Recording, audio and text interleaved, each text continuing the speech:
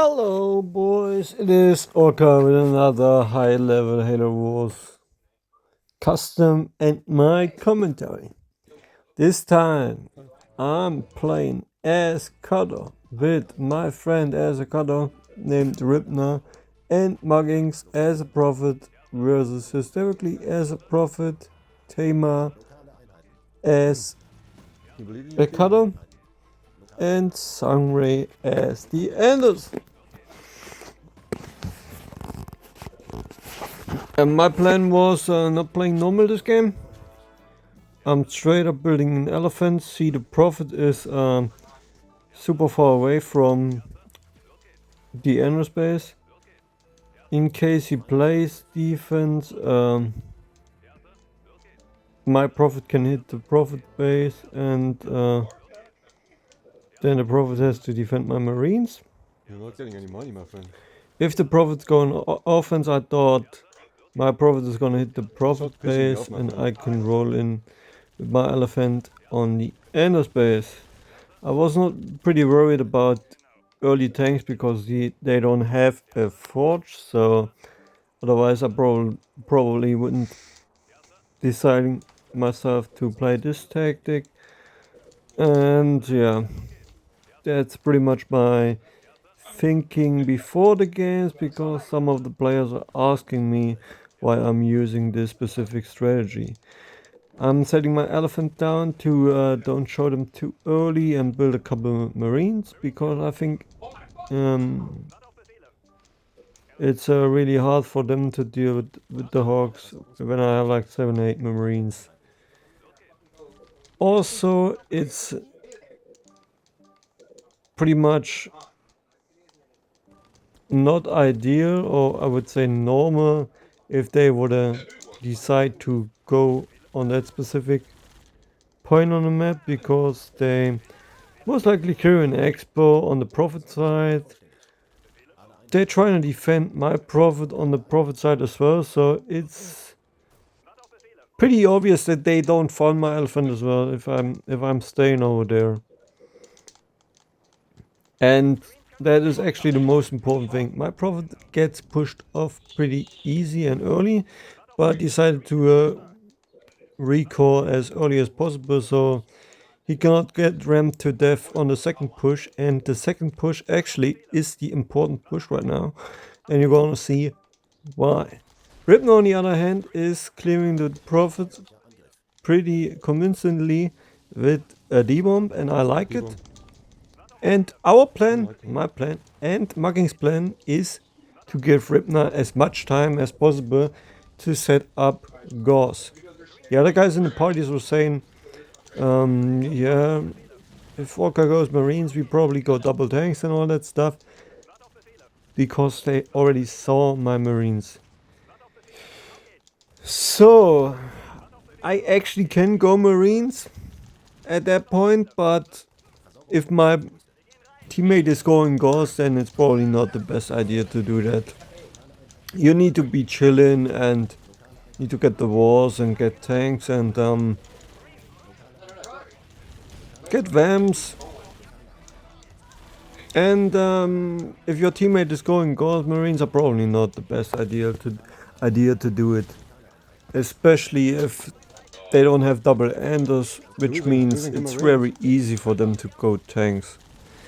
We have a big push here right now with the Marines and the Prophet, and the Prophet is gonna get magged in a second, and we pretty much kill every hawk, which means then for them it's really hard to stay on for them on stay on hawks, because they know Ripna is the guy untouched and is going hawks, obviously, because he didn't got his hawks killed. A lot of them, not a lot of them by the Prophet at least. And somebody is getting a spot and gonna grab my elephant.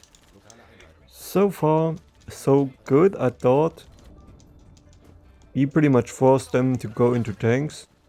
You could argue that one of them could still go Gauss. In that case, I would have been actually more focused on getting the wars, which I'm not right now, because For me, it's pretty obvious that they go double tanks at that point. But that means I only can go tanks.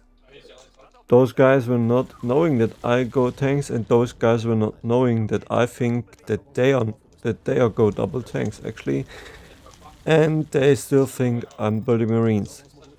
Nee, nicht für die Bomb das. The whole point is I want to make them die won't think that I'm going still Marines, so that's why I keep building a little bit of the Marines to make them think I go Marines. Because I'm Orca and I go Marines every game. Yeah, something like that. But that ain't the initial plan anymore. I told Ripna to deal with the Prophet and I debomb for him, so we don't have to deal with that bullshit anymore. So far so good. Debomb we pushed the Prophet off as good as we can. I probably go a first Marine upgrade to secure the walls, or I'm not 100% sure that the enemy is going tanks, but you see in a second that I'm deciding to not do that. But there's a lot of money here. We need to make the illusion that I'm still going Marines, and we keep the illusion, and Sangre is probably because of that not going into Gauss. What we don't know is that Sangre is the guy getting clicked, and that's why Tamar's tanks are so late actually, which means Sangre has to be scared that if I go Marines, I probably would have a big timing right now if Sangre wouldn't go tanks. Because we see one tank is getting sacrificed here, and if Muggings plays pretty well in that case, he could have killed the second one, I think. Yeah. You saw I have 1400. I'm still trying to work on the illusion that I'm going Marines. On the other hand, I have my VD back. The Banshee guy actually could have scouted that, but they probably think it's Orca, so it's pretty obvious what he's doing. Since they go double tanks, means that the Kavi needs to go vampires, and this is how we do in the next step right now, because vampires also means less scoutability. So that means also it's pretty easy for me to get the base up, also keeping in mind that we probably having more units on the field than they have right now. And also I would say we have map control. At least we have map control until Ripna is deciding to take a third base. After that point, we for sure having map control, and getting that base is also how can I say it? It's not that very likely that they found it at the right time, because Ripna is going in with his hawks and trying to keep the attention away from me, because when I have two VDs up at that point, double pumping on their side, we have a defender's advantage on their side. It's pretty rough to deal with the base. Ripna on the other hand is doing God's work on the other side and keeping the base down. We scout that hysterically is on a shield, preventing the ghost from getting into his base. Yeah, and now I decided I don't need the elephant anymore. And also I decided to send my Marines in right when we pushed on the other side to maybe kill a pad or two. And now they see my tank, but they didn't know that I'm on an expo right now, especially not on an expo in front of them. And that expo is gonna come in clutch very big pretty soon. Let me say it like that. I was still impressed that Tamer had that amount of tanks out. And yeah, they mech twice. Or we mech once, I don't know. Tamer probably has a double mech. If not, our mech was really bad. And yeah, if they jump on my base, we have vision, means we get the first Kenny off Never mind. all the I'm just time. doing it away. And they know about it now. They know about it. And that base also means that's always a threat that I can push to Sunrise base pretty easy anytime. And it's also a threat that they need to split, need to be split, otherwise Ripna can push on Sunrise base pretty easy. And if you rewatched Sunrise stream, he also had a lot of things on their side as well. Because of that. Come down there, boys. And yeah, No balls. they cannot push out right now, but their Anders is better in the late game than our double cutter. Especially when we get to the point that they are able to build some chain gremlins. Also keeping in mind that the Anders upgrades are super cheap as well. What? So I shouldn't be worried if Sangre is able to get PT pretty early or easy, but also keeping in mind that we did a lot of damage. And I'm pushing right now, hoping I can get some, because Ripna was fake pushing on the other side.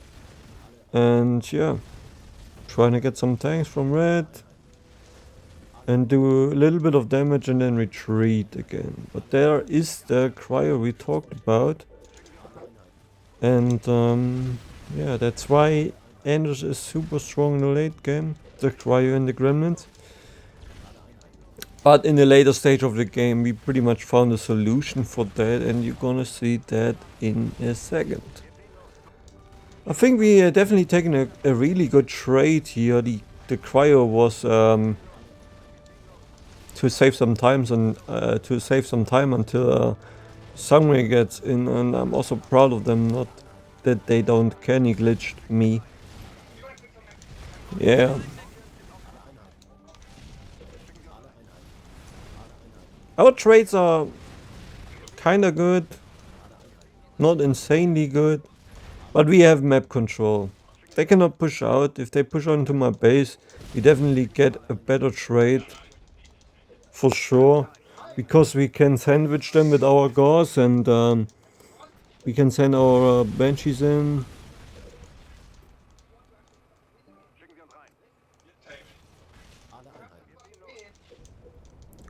And I saw like the first one or two gremlins right now, meaning that I need to switch into something else. And that's why we set up the Cobras, the Brobras. The insanely Brobras. Yeah, we cannot Not push saying right now. We cannot push. telling me to push, but I said we have Ripna. defenders advantage on their side of the If map. anything, they need to do something, but they can't. If they counter push, it's easier for us, because we having two VDs on their side of the map means that our counter push might have been better anyways. Plus you having Gauss means the reinforcements is way better in favor for our team. So we can chill until I have my Cobras out, and when I have my Cobras out, it's even harder for them to push in the base. So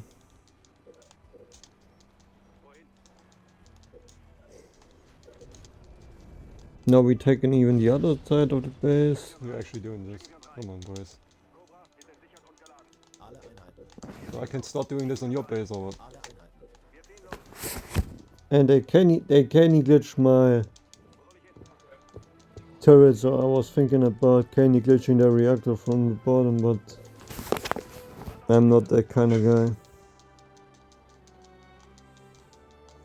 Trying to sacrifice my last marine here Ripna clinked me one time. to build one more Cobra.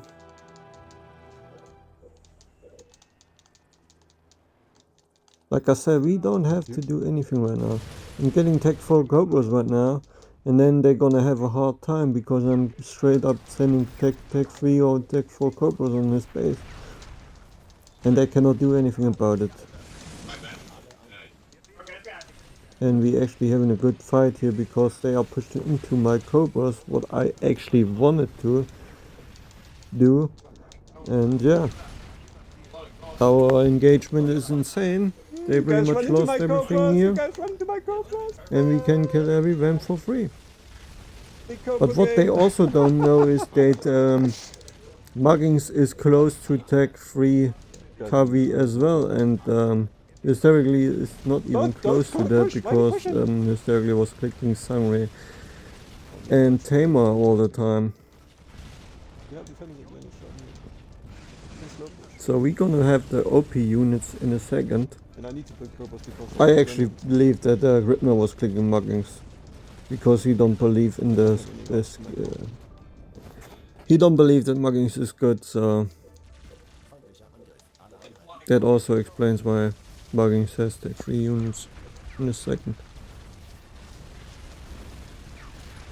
Yeah, and like I said, it's really hard for them to do anything right now.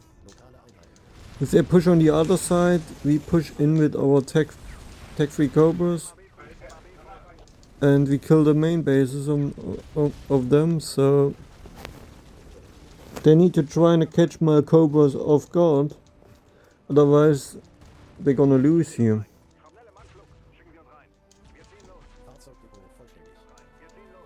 Like, they literally don't have any out right now. Even if they went into Hawks right now, we could have killed the Hawks because we are on course. And my Cobras here is with 2 tank armies, plus we have Banshees on the field. And I'm trying to sending my Cobras up on the ramp. And the Cobras are also considered to be good versus Gremlins. You also could think about going ODSTs, but I think ODSTs is not that kind of good versus tanks, and Cobras can deal with both of them.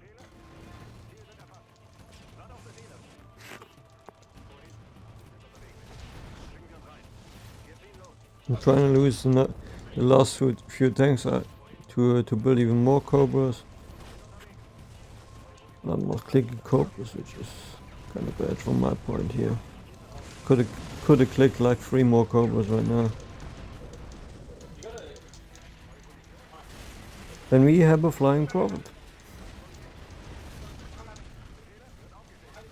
Yeah, when the cryo is done, my Cobras are shooting. Piercing shot Cobras are insane. And we have more claws. You guys got Cobra, baby. The vamps on the other side of the map, I don't even know why, but it's actually really good for us. We need some Hawks on defense actually. The ready point.